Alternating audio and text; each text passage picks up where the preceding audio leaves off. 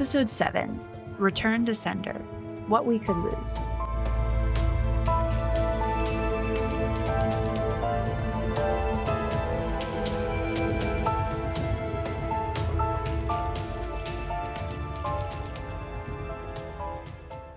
So after our first few episodes dropped, we've been getting so much feedback, and we love sharing our passion for the mail.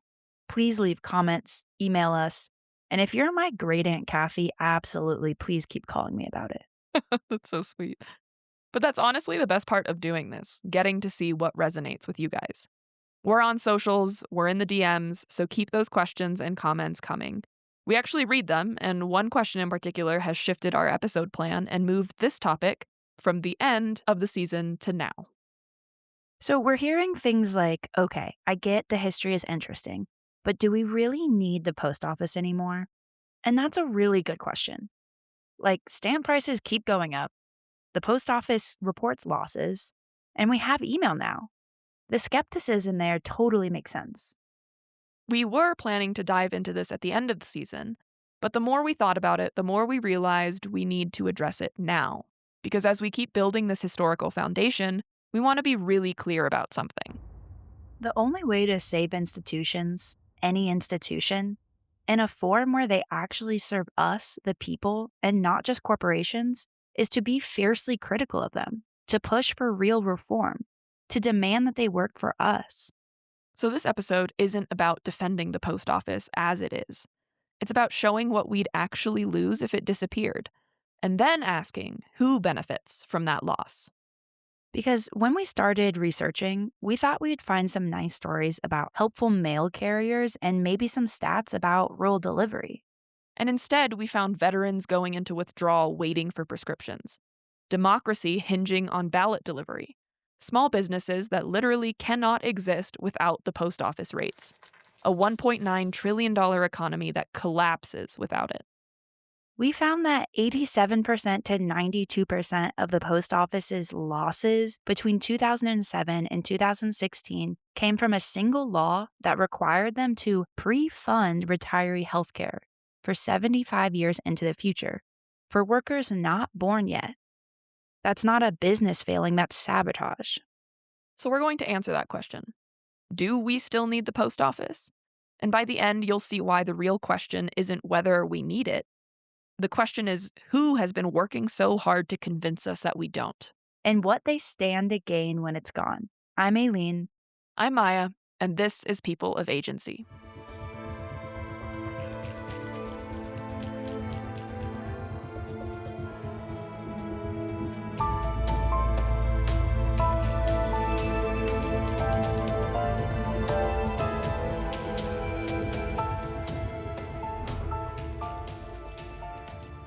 Act 1, Obsolete or Targeted. Okay, before we get into this episode, let's recap the pattern we've been tracking. The post office as a contested space. Sometimes it served the public good, connecting rural America, delivering ballots, moving medicine. And sometimes it got captured by powerful interests. The spoils system, corporate mail contracts, political patronage. So when we get feedback asking, okay, but do we really need the post office anymore? That's a good question to ask. Because if we're just defending an institution out of nostalgia, we've missed the entire point of this season. This episode is about showing what we'd actually lose if it disappeared, and asking who's working so hard to make us think that we don't need it. And here's what started bothering us. If the post office is genuinely obsolete, why is there such a coordinated, decades-long effort to kill it? Blockbuster didn't need Congress to pass laws to make it fail. It became irrelevant and died. Netflix was more convenient, so people switched. But the post office isn't fading naturally. Outside interests are actively trying to dismantle it, and that made us suspicious. So let's start by acknowledging the legitimate frustrations people have, because they're real. Stamp prices keep going up. A forever stamp costs 78 cents now. You hear about the post office losing billions of dollars annually. Lines are long. Service feels slower. And the big one? Email exists. I pay all my bills online now. I send instant messages. I get bank statements digitally. When's the last time you mailed a letter? literally last week, but I know I'm the outlier there. In 1990, the post office delivered 166 billion pieces of first class mail. By 2023, that's down to 46 billion. We've lost about 70% of letter volume in 3 decades. So, if the core function, delivering letters, is mostly obsolete, why keep it alive? And that's a fair question. If it's truly obsolete, it should die naturally. But instead, there's this massive, silent, coordinated political effort to dismantle it. Laws specifically designed to make it fail. And the big one happened in 2006 with something called the Postal Accountability and Enhancement Act. Which sounds boring and technocratic, which is why almost no one paid attention in 2006. It passed with basically unanimous bipartisan support. It looked like a routine modernization bill. Most of it was reasonable stuff: updating pricing regulations, giving the post office more flexibility, modernizing operations. But buried deep in the bill was one requirement that had never been imposed on any government agency or private company in American history. And I think it's truly wild. The post office had to pre fund retiree healthcare benefits for the next 75 years. Not pay as you go like literally every other employer, pre fund it. Set aside money now for future healthcare costs for workers who hadn't even been born yet. So let's break down how wild that is. Say you get hired as a mail carrier in 2006. You're 22 years old. Under normal circumstances, your employer contributes to your healthcare as you work, and then your retiree healthcare when you retire at 65. It's pay as you go. But this law said that the post office had to immediately set aside money in 2006 for your health care when you retire 43 years later in 2049, and then continue funding your Medicare supplement coverage until you die, let's say around 85. That's healthcare costs into the year 2072, 66 years into the future. And the law required the post office to set aside $5.5 billion every single year for 10 years to build this fund. That's $55 billion total. And no other company or agency has to do this. Not UPS, not FedEx, not Amazon, not even the US military, just the post office. So, what happened next? Between 2007 and 2016, the post office reported about 62 billion in total losses. And every single year, the headlines were brutal, saying things like, the post office loses billions again, the post office in financial crisis, and the post office can't compete in modern economy. And people looked at those headlines and thought, see, the government doesn't work. The post office is obsolete. Except, here's what you need to know to understand those headlines. Of that $62 billion in losses, between $54 and $57 billion, which is 87 to 92%, came directly from this pre-funding mandate. It had nothing to do with operational performance, nothing to do whether they were delivering mail efficiently. It was purely this artificial legal requirement that no one else had to follow. Without that mandate, the post office would have been profitable or broken even for most of those years. Okay, but how do we prove the crisis was manufactured and not real? Because it sounds almost like a too convenient explanation, you know? Yeah. And we know it was manufactured because in 2022, Congress finally repealed the mandate. The Post Office Service Reform Act passed with overwhelming bipartisan support. And the moment it was repealed, the post office's balance sheet corrected by 57 billion. $57 billion just, boom, reappeared overnight. Because all that money that was supposedly lost wasn't actually lost. It was sitting in an overfunded retiree healthcare account. The crisis existed only on paper, only because this legal requirement. The moment that the requirement disappeared, so did the crisis. And that's not an accounting trick, that's proof. There's a documentary called The Great Postal Heist, and it goes into this. Economist Richard D. Wolff puts it bluntly, quote, "It was a way to make the books of the post office look like they were losing money. It's hustling the public. It's shameful." If the post office were genuinely failing operationally, then repealing a funding mandate wouldn't fix anything. the problems would still be there. But they weren't, because the crisis was legislative, not operational. So, someone wrote a law specifically designed to make the post office look financially broken. And it worked for 16 years. The public thought, government failure, we should privatize it. Which brings us to who benefits from the post office looking broken? In the early 2000s, there was massive lobbying from private delivery companies, UPS, FedEx, and from mailing industry groups. They wanted postal reform.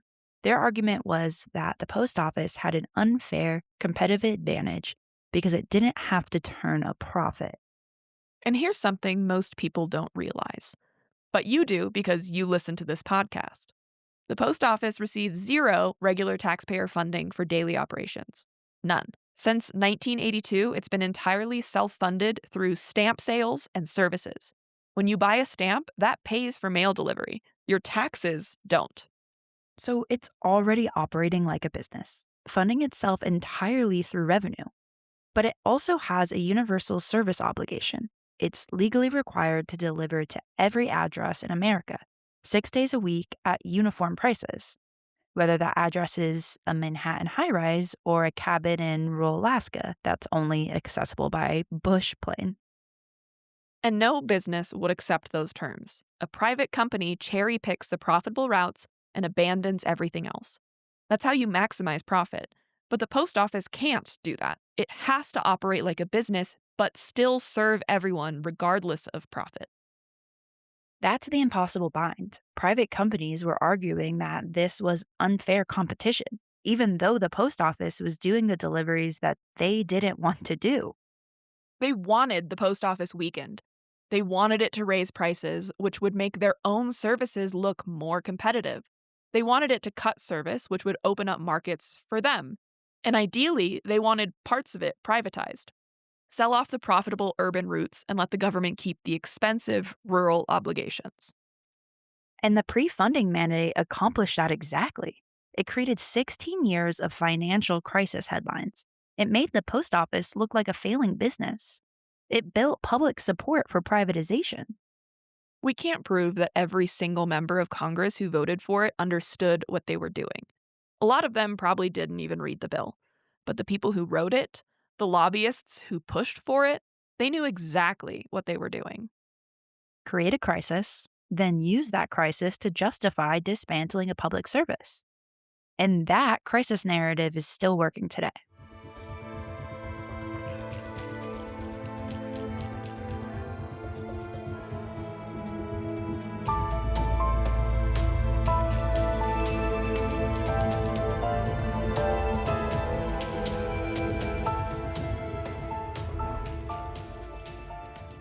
Act 2. The mail you can hold.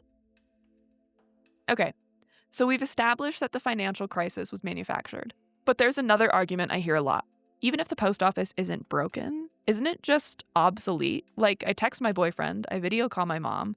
When's the last time physical mail actually mattered? That's the question that kept coming up in feedback. And honestly, I get it. So I started looking for stories about what happens when someone receives a physical letter. And what I found completely changed how I think about this. Okay, hit me with it. I'm ready. Okay, so first, how many of us have a box somewhere? A shoebox or a drawer with old cards and letters that we just cannot throw away? Oh, absolutely. I have one. Birthday cards from Aunt Lori and Uncle Jack, letters from summer camp, random notes that people passed me in high school because I was cool. That's a shock of the episode.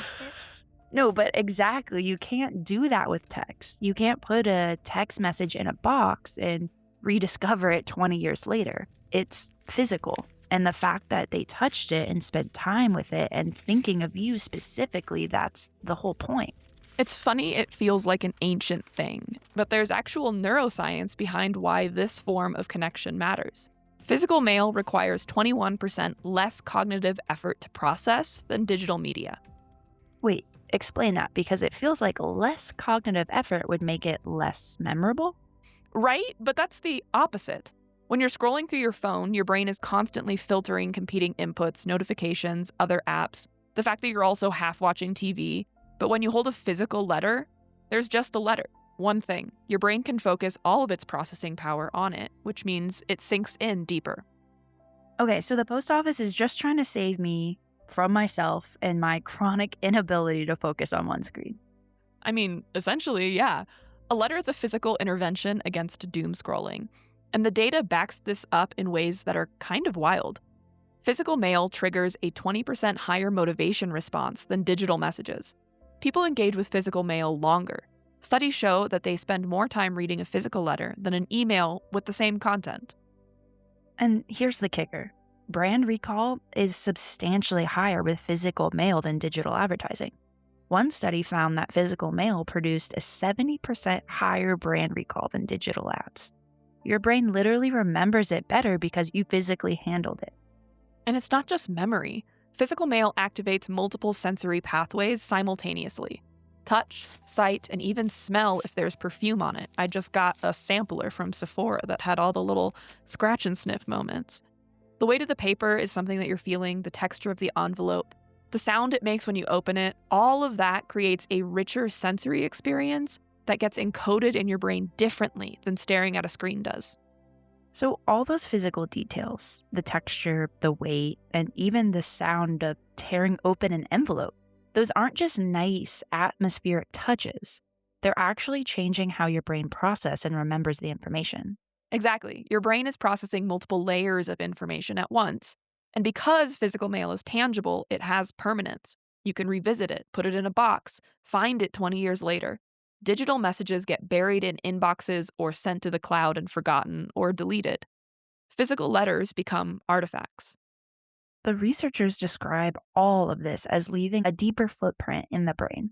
Right. Your brain literally processes it differently because it's tangible. It exists in three-dimensional space, and it requires someone's physical effort to create. That effort matters when you know someone sat down, found paper, wrote by hand, addressed an envelope, bought a stamp, walked to a mailbox. Your brain registers all of that as, this person spent time on me. That has value.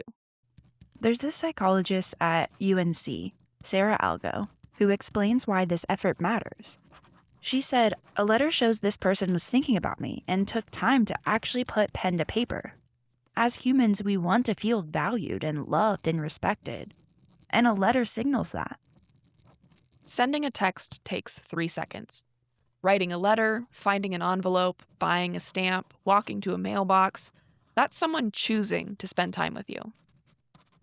And here's something counterintuitive that completely flips the email killed mail narrative on its head. Oh, let's hear it. People with better internet access actually receive more physical mail, not less, because you're shopping online. Every Amazon package, every Etsy order, every subscription box, that's all mail. Even if it says it comes from UPS, it's possible the post office handles the last mile. And it's not just physical packages. Then you're on their mailing list and you get quarterly REI catalogs. The internet doesn't kill mail, it's transforming it. We're not sending fewer letters because we don't need connection. We're sending more packages and mailers because the internet has changed what mail looks like. So when people say nobody uses the mail anymore, they're ignoring the box from Chewy that just showed up at their doorstep. Yeah, this is my public apology to everyone who delivers my dog food from Chewy. That is a heavy package. Yeah, that's fair. The digital economy runs on physical delivery, and this isn't just nostalgia. During the pandemic, letter writing exploded. In April 2020, 17% of people reported sending more letters and postcards than usual. Over half agreed that spending letters gave them a unique connection with the recipient. There was this beautiful project during the pandemic. A writer had a friend who was pregnant and grieving at the time, so she organized it so that every day in July, the pregnant friend would walk to her mailbox and find a letter from different people, writing to the baby that was coming.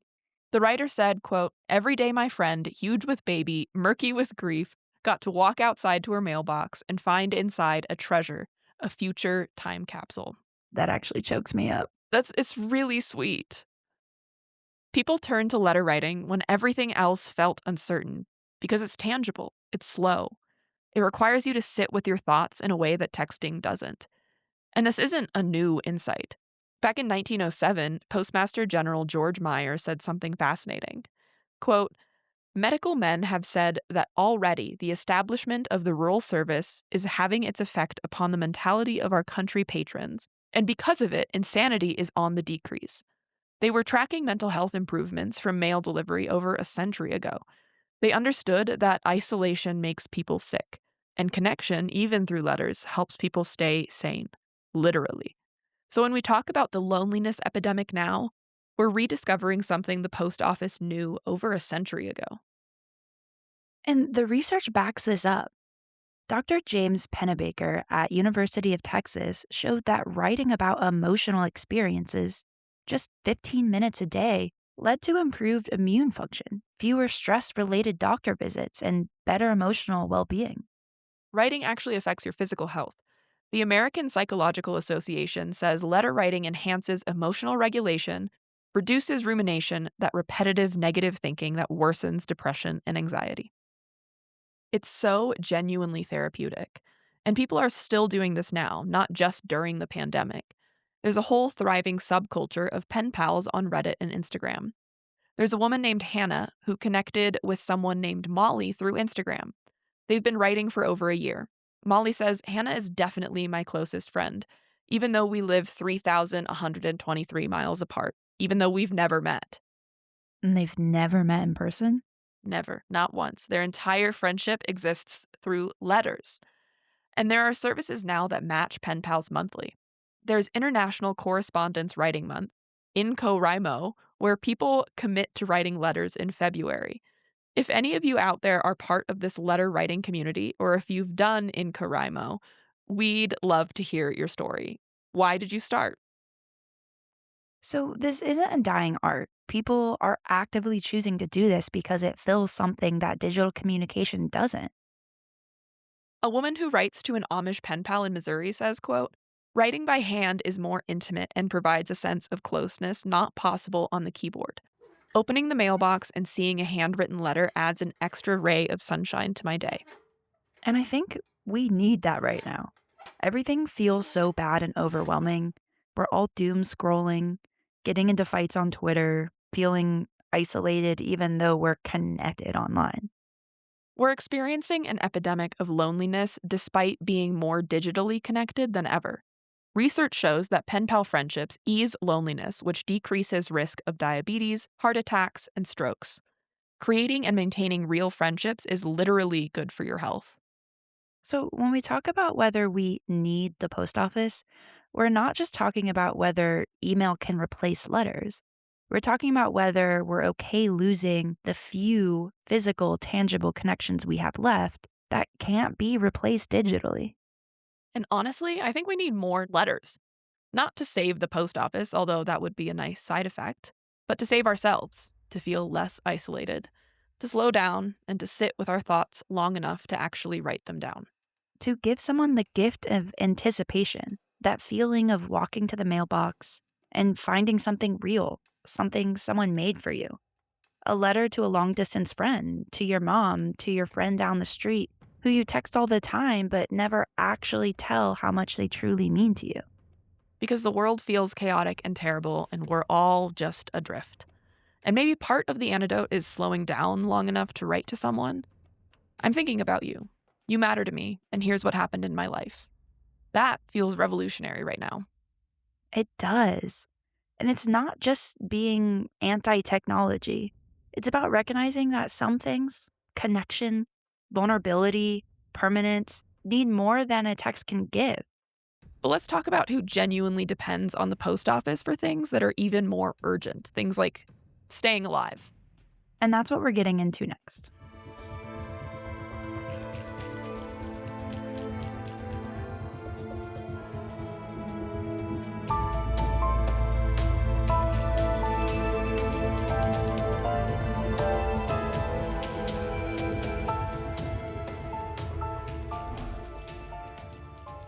Act 3, the economic engine. Okay, what about small businesses? Because I feel like that's where people think private companies like UPS and FedEx can step in. Except they can't. 90% of businesses with fewer than 10 employees depend on the post office, not FedEx, not UPS, the post office. Because For a small package, the post office is often half the price and sometimes the only option.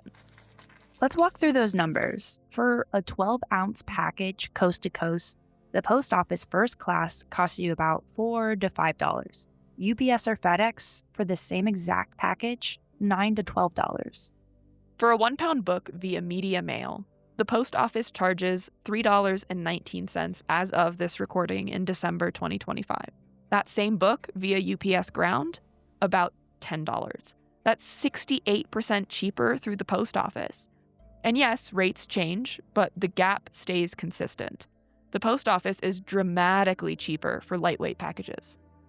And then there are all these hidden costs with private carriers.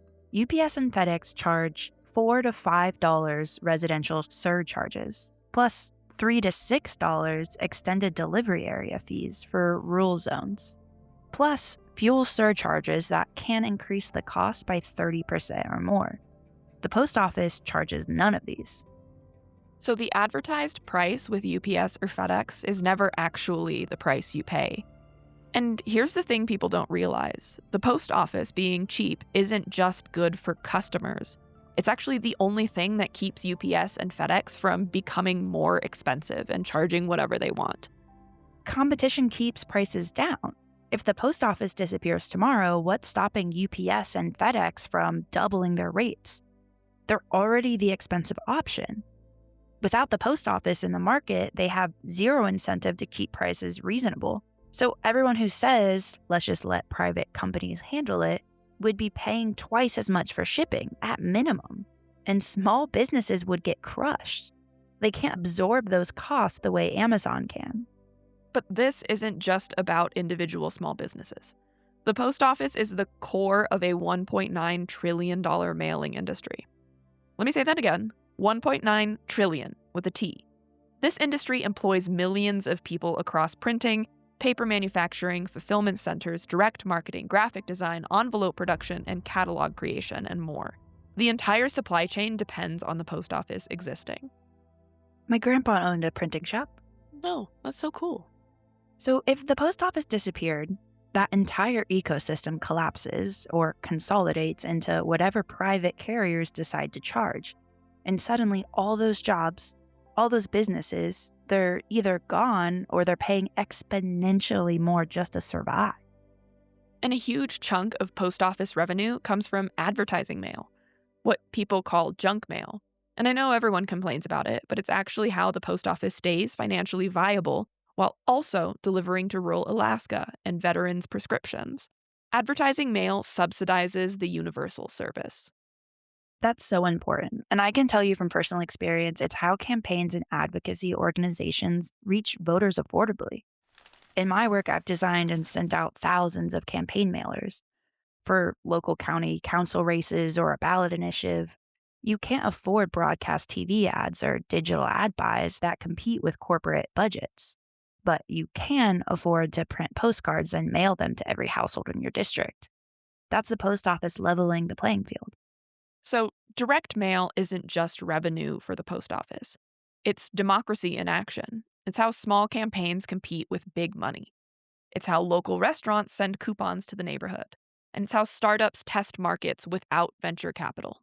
And here's who would love to see that revenue disappear: big media companies, internet platforms, broadcast networks. If small businesses and campaigns can't afford to mail anymore, where does the advertising budget go? Straight to Google, Facebook, TV networks, the platforms with the biggest reach and the highest prices. And suddenly, only people with massive budgets can advertise at all. So when we talk about junk mail, we're actually talking about the single most affordable way for small players to reach people. Without it, you're locked out unless you can pay what the big platforms charge. So media companies and internet platforms would profit enormously from the post office losing advertising mail revenue. But they're not the only ones playing this game. The private carriers themselves, UPS and FedEx, are actively trying to weaken the post office while also simultaneously completely depending on it for their own business. We've talked about this before, but we need to mention it again here. They have programs, SurePost, Ground Economy, that are specifically designed to hand packages off to the post office for final delivery because they don't want to deal with the expensive last mile to your door, especially in rural areas. They handle the long haul transportation, but then they give the packages to the post office for the actual doorstep delivery. Because the post office has the infrastructure to reach every household, even in rural areas. And building that kind of network is extremely expensive. And it goes both ways, right? The post office also uses private carriers. They do. The post office doesn't own aircraft anymore, so they hire UPS and FedEx to fly mail on commercial routes. It's a mutual dependency. They do need each other's networks. But here's the key difference. The post office is legally required to serve everyone. Private carriers can walk away from unprofitable routes anytime they want. And they do. So when people say, let the private companies handle it, the private companies are already saying, we can't handle it without the post office. So let's talk about who's actively trying to dismantle it and what they stand to gain. Because when an institution looks broken, people stop defending it. And they start to think things like, maybe we should just let the market handle this. We talked earlier about the 2006 law that created the pre-funding retirement crisis. But that crisis wasn't the end. It was the strategy. In those 16 years between 2006 and 2022, you saw proposals to cut Saturday delivery, close rural post offices, raise prices dramatically, and all of those cuts were justified by the financial crisis. And guess who benefits from all of those cuts? Private carriers, UPS, FedEx, Amazon. If the post office cuts Saturday delivery, those companies can charge even more for weekend shipping. If the post office raises prices, the private company rates look more competitive. FedEx's founder has publicly suggested that privatizing or even closing the post office should be, quote, on the table. They want to dismantle the very institution that makes their business possible. And here's maybe the most cynical part of all of this. If the post office disappeared, who gets all of the buildings? Oh God, I hadn't even thought about that. The post office has properties in the center of nearly every town in America. Beautiful, historic buildings. Many of them were designed to be the most architecturally distinguished buildings in their communities. Incredible craftsmanship, commissioned artwork. They were designed to say, this is your community hub. And now they might be turned into a spirit Halloween or get Trump's name thrown on it. But otherwise, in reality, what happens to them now? The real estate portfolio that the public owns and paid for is estimated at $50 to $100 billion. Many of these buildings have already been sold off for shockingly little. The Chicago Main Post Office sold for $24 million. And for a building in downtown Chicago, that's nothing. A beautiful, gorgeous, ginormous building in downtown Chicago. Truly nothing. And the Great Postal Heist documentary puts it beautifully. Quote, in D.C., you can go to the old post office and pay the President of the United States for a cheeseburger, end quote. Because yes, you've guessed it, the beautiful old D.C. post office is now a Trump hotel. I didn't even know I was foreshadowing. That's really upsetting. Well, okay. So when we talk about privatizing the post office, we're also talking about handing over tens of billions of dollars in public assets to whoever has the money to buy them. Anyone who can get their hands on that portfolio will make out very nicely. And it won't be rural communities who can't afford to keep their own post office open. So the post office isn't just an economic engine for small businesses and industries. It's also sitting on a fortune in real estate that powerful interests would love to get their hands on. And that's why the manufactured crisis matters. When people think the post office is failing, they're more likely to accept privatization. And privatization means someone profits enormously. But it's not the people who depend on the post office. It's the people who want to carve it up and sell it off. So we've established the emotional case for the post office. We've established the economic case, but there's one more thing we need to talk about. Who literally depend on the post office for survival. And that's what we're going to get into next.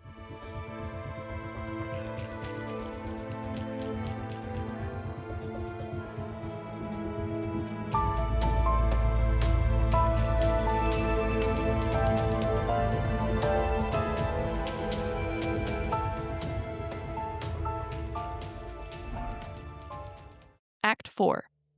Who gets left behind? So let's talk about what universal service actually means in practice. By law, the post office has to deliver to every address in America. Over 167 million delivery points.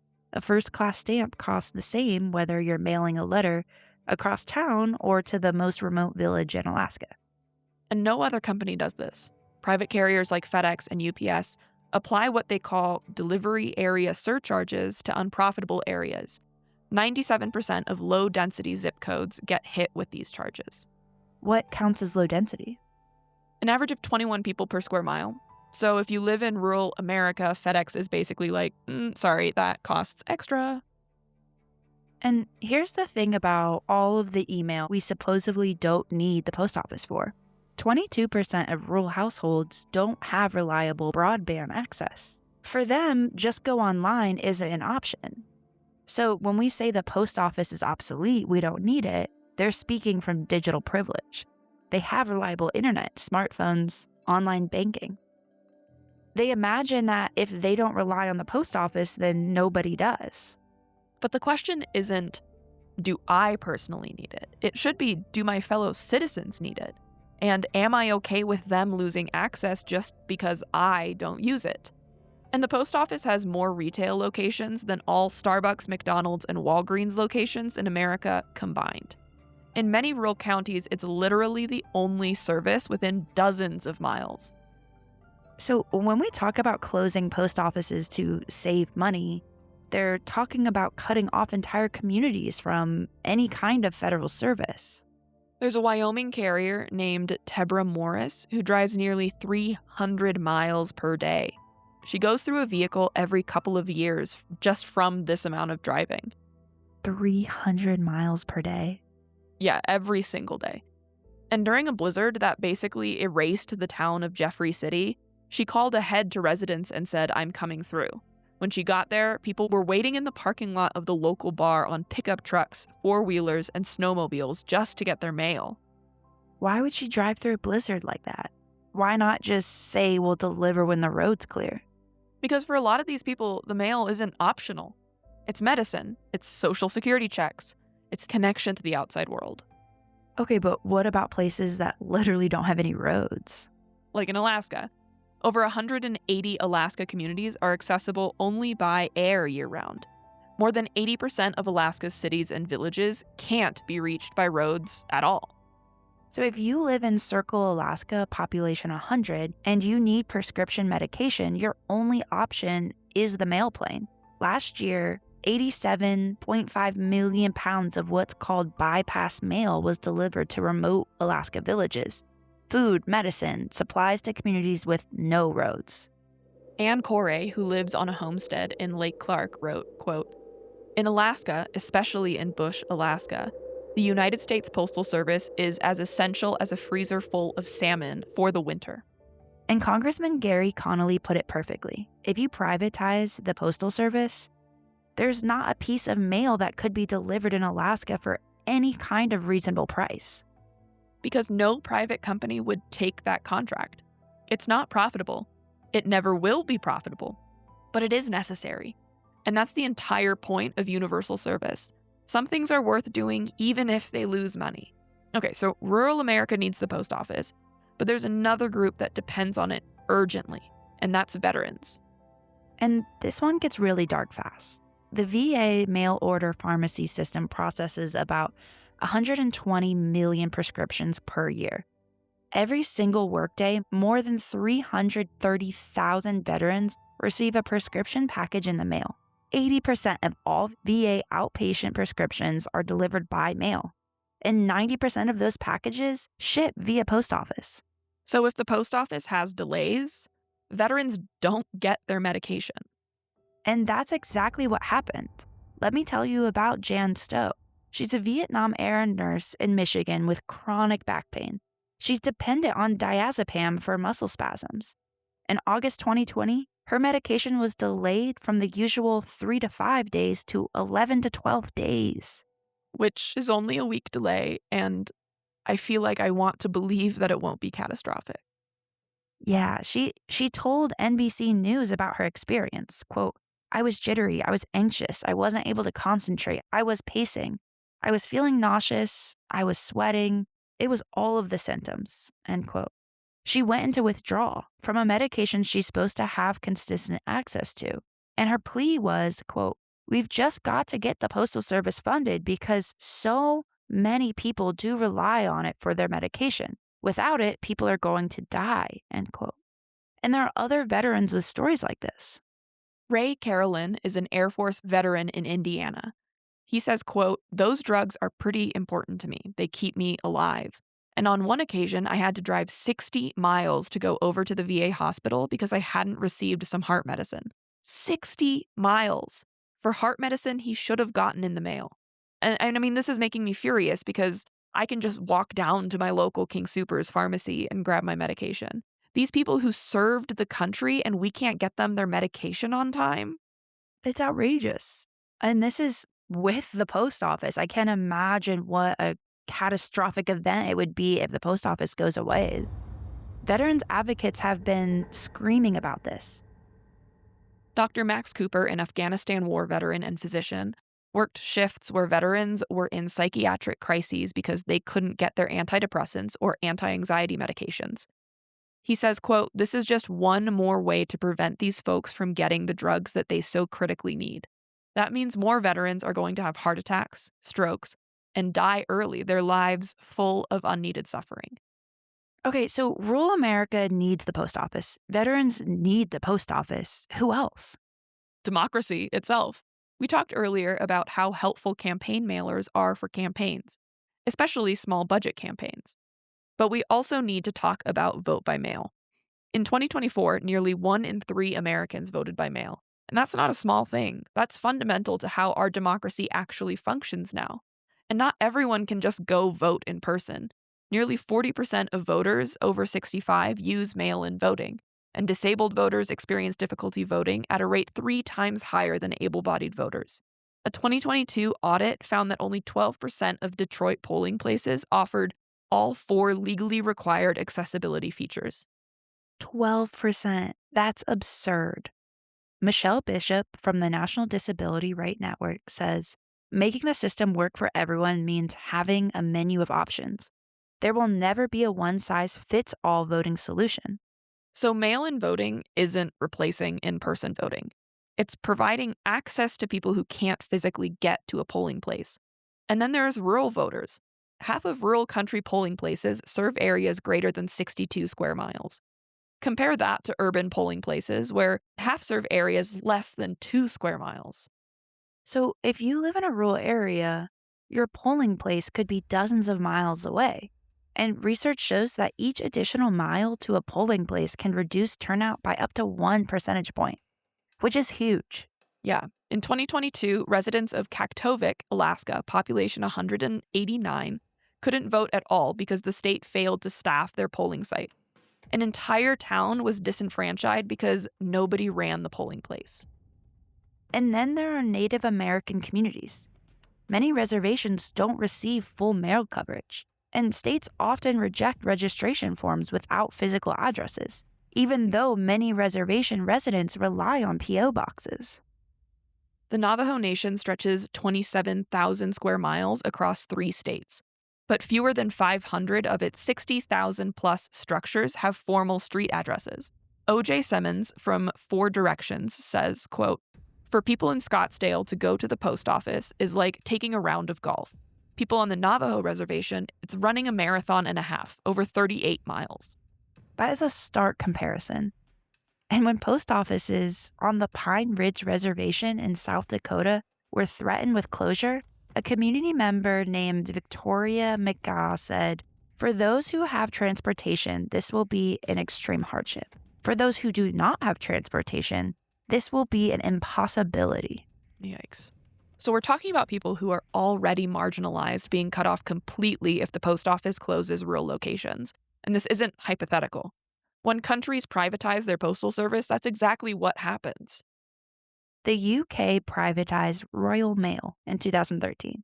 First-class stamp prices more than doubled. Delivery times got longer, with frequent delays, especially in rural areas. Thousands of jobs were cut, and rural post office became the most at risk for closure. So privatization doesn't make things better. It makes them worse for the people who need it most. Because a private company's job is to maximize profit.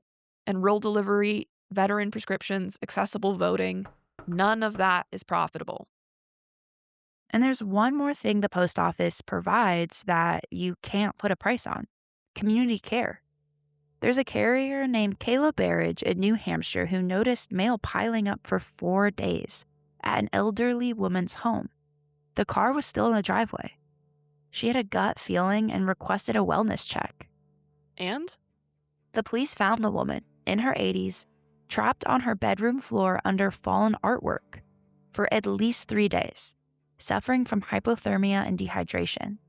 Lieutenant Wayne Stevens said, quote, "Without a doubt, she saved this lady's life." And I hear these stories all the time, being the true crime girly that I am. But how many stories do you think are out there?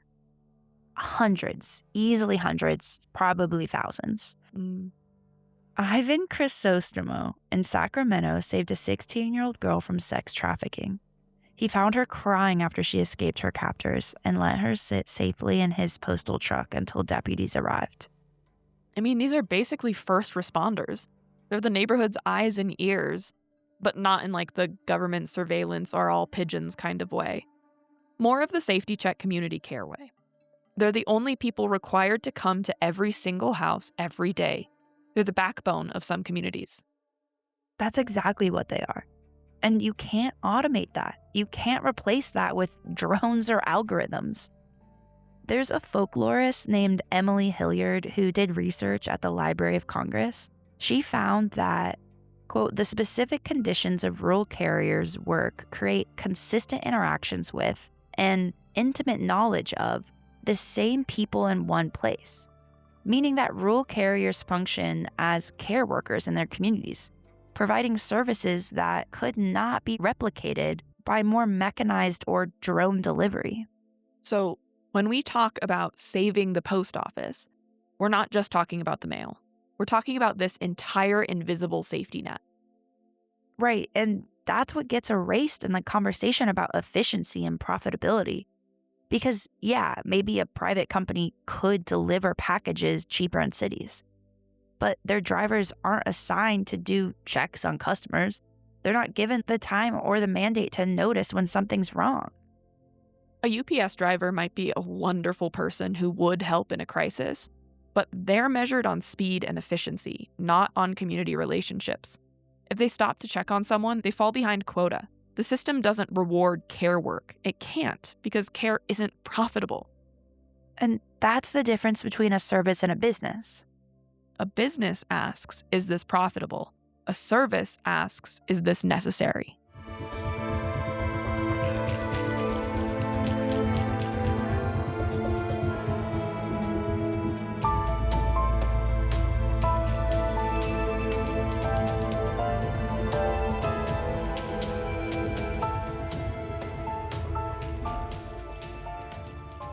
Act 5, Why Now Matters.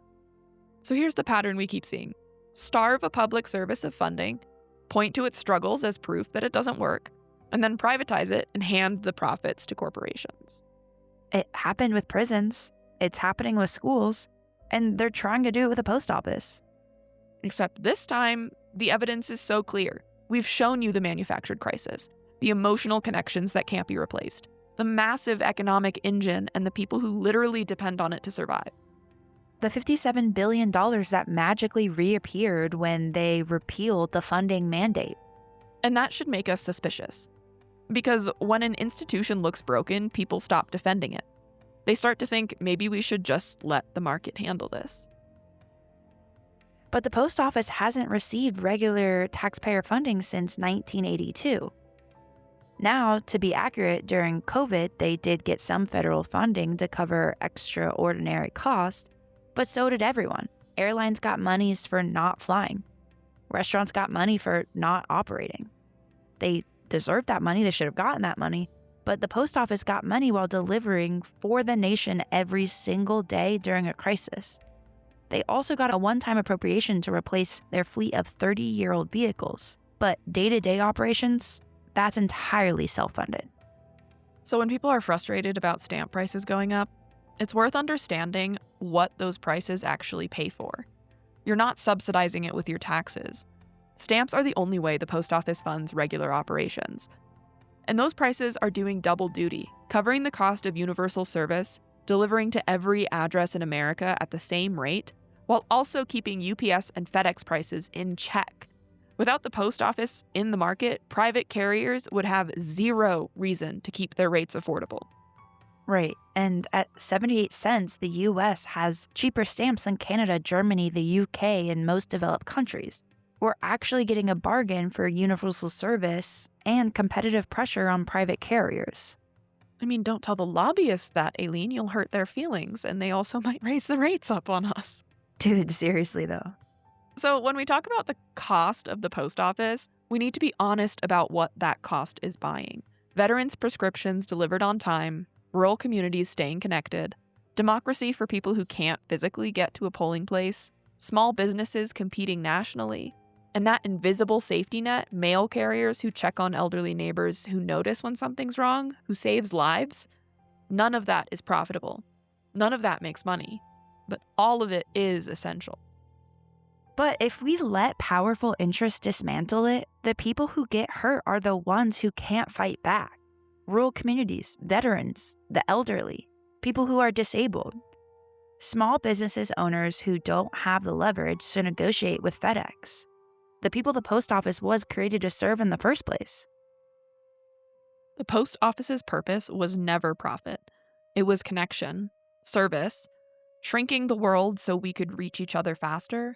And that's all still true today, not just for mail, but for all the quiet institutions that connect us, serve us, and believe in a public good that's bigger than any single company's bottom line.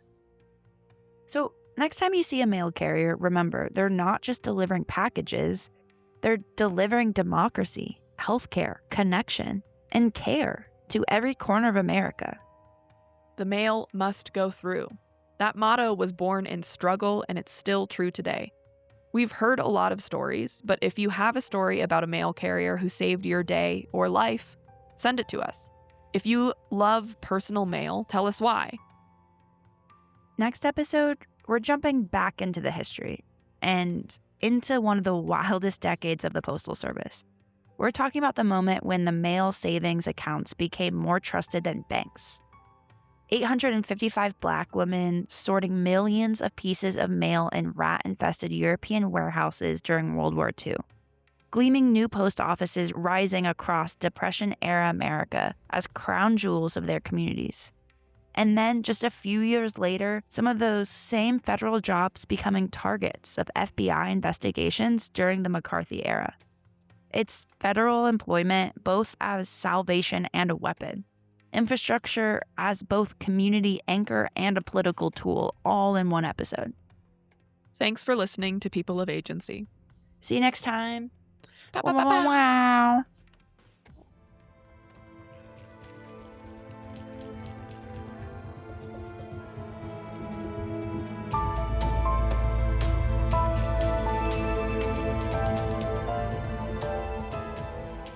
Thank you for listening to People of Agency. The institutions are messy, the people in them are complicated, and the fight over who they serve has never ended. If you appreciate what we're doing here, digging into uncomfortable complexity instead of easy answers, leave us a review. Please share this episode with a friend. It's the best way for people to find small podcasts like ours. Find us on social media at people_of_agency. Thank you for your support, because telling honest history, that's how we build better institutions. People of Agency is created and written by Aileen Day with additional writing by Maia Warner-Langenbahn. It is hosted by Aileen Day and Maia Warner-Langenbahn. This episode was edited by the amazing Kelsey Ruppersberg Day. Our beautiful cover art is by Sam Woodring. We have extensive sources for all of our episode linked in the show notes. Thank you to the post office for being the post office and having an incredible story to tell. Support your local post office by using postal services regularly. Mail a birthday card. Send your long-distance friend a piece of mail just for fun. There's no feeling like getting a piece of personal mail.